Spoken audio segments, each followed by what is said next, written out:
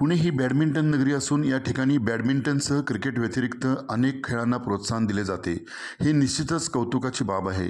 या ठिकाणी आंतरराष्ट्रीय दर्जाचे बॅडमिंटन स्टेडियम उभारणीसाठी संघटनेला निश्चितच सहकार्य करेन, असे प्रतिपादन मनसेचे अध्यक्ष राज ठाकरे यांनी व्यक्त केले. पुणे जिल्हा आणि महानगर बॅडमिंटन संघटनेतर्फे पुणे जिल्ह्यातील गुणवंत बॅडमिंटनपटू आणि तांत्रिक अधिकाऱ्यांचा सन्मान राज ठाकरे यांच्या हस्ते करण्यात आला. यावेळी ते बोलत होते.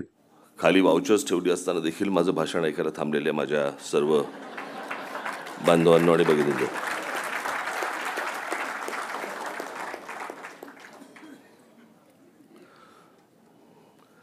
मी सर्वप्रथम आपली सर्वांची दिलगिरी व्यक्त करतो की मला यायला पाऊण तास उशीर झाला. याचं कारण मी युनिव्हर्सिटी सर्कलच्या इकडे ट्रॅफिकमध्ये अडकलो होतो.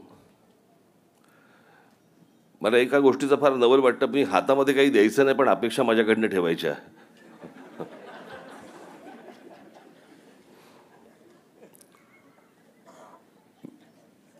एकदा हातामध्ये सगळं द्या, मग बघा मी कसा हाणतो ते.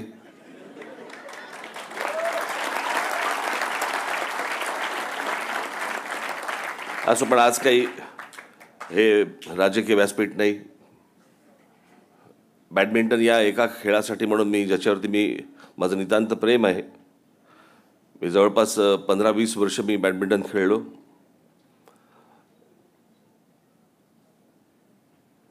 एखादा ड्रग असावा, ॲडिक्शन त्याचं व्हावं, तसा मी बॅडमिंटन खेळायचो. मी सकाळी 6-6:30 मी जात असे आणि माहीत नाही 11, 11:30, 12 कधी जेवायच्या वेळेला मी परत येत असे. पण ते बॅडमिंटन थांबलं माझं आणि नंतर मग मी टेनिस सुरू केलं. तर मी एकदा आजारपणात विकनेस होता अंगात आणि मी खेळायला गेलो टेनिस आणि पडलो तिथे. मग ते हात फ्रॅक्चर झाला. मला त्याच्या आधी टेनिस एल्बो, मला टेनिस खेळून टेनिस एल्बो झाला. आणि मग मला त्या हाताचं फ्रॅक्चर बरं झाल्यानंतर मला थोडंसं कमरेच्या इथे दुखायला लागलं. मग डॉक्टरांना दाखवलं. मग डॉक्टर म्हणाले आपल्याला हिप रिप्लेसमेंट करायला लागेल. मग मला एकाने विचारलं म्हणजे पूर्ण? म्हटलं अशी पूर्ण होते का?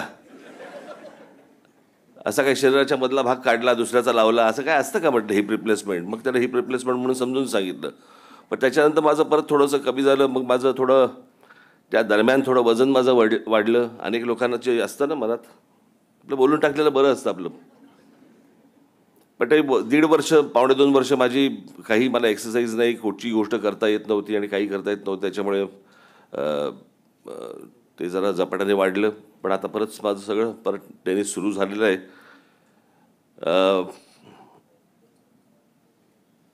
मला कल्पना नाही मी बॅडमिंटनसाठी पुण्यामध्ये मी काय करू शकतो. मला असं वाटतं अनिरुद्ध आपण मला सांगावं, आपण ती गोष्ट निश्चित पुण्यासाठी करू. बॅडमिंटनसाठी जे मला काही करता येईल ते मी निश्चित पुण्यासाठी किंवा महाराष्ट्रासाठी नक्की करीन, कारण तो माझ्या जिव्हाळ्याचा विषय आहे. बॅडमिंटनला काहीतरी पुन्हा गेम म्हणायचे, पण सध्या पुण्याचा काय गेम चालू आहे माहीत नाही मला. आणि ज्यांचे गेम चालू आहेत त्यांना सांगून काही उपयोगाचं नाही. कारण दिसली जमीन की वीक हे एकमेव धोरण घेऊन जे लोक पुढे जातात त्यांना जर बॅडमिंटनचं कोर्ट दाखवलं तर ही जमीन मोकळी का असं ते विचारू शकतात. आणि त्यापेक्षा बॅडमिंटनपेक्षा कॅरम का नाही खेळत हे ते सुचवू शकतात. पण बॅडमिंटन या विषयावरती मला आपण जे सुचवाल ते मला वाटतं मी राज्य सरकारशी आपण बोलू, महानगरपालिकेशी बोलू आणि त्यातनं चांगला उत्तम बॅडमिंटन एक जागा एरिया आपण क्रिएट करू. आज माझ्याकडे तसं मला जरी नातूजींनी जरी मला सांगितलं असलं की ज्यांचं भाषण ऐकल्यानंतर कोणाला काही पुढे नंतर बोलता येत नाही, खूप खरं तर मलाच आत्ता काही बोलता येण्यासारखं काही नाही आहे. कारण मी काही गोष्टी ठरवून असतो की कोणासमोर कुठच्या गोष्टी कुठच्या व्यासपीठावरनं बोलाव्यात. आणि त्याच्यामुळे मी एक गोष्ट बंद केली होती की राजकारणावरती बोलायचं नाही, खेळावरती बोलायचं. आणि खेळावरती खेळ खेळू शकतो, खेळावर बोलता की कसं येतं. यावेळी अनिरुद्ध देशपांडे, डॉक्टर गजानन एकबोटे, CA रणजित नातू, CA आनंद जोशी, शशांक हळवे यांच्यासह मान्यवर मोठ्या संख्येने उपस्थित होते.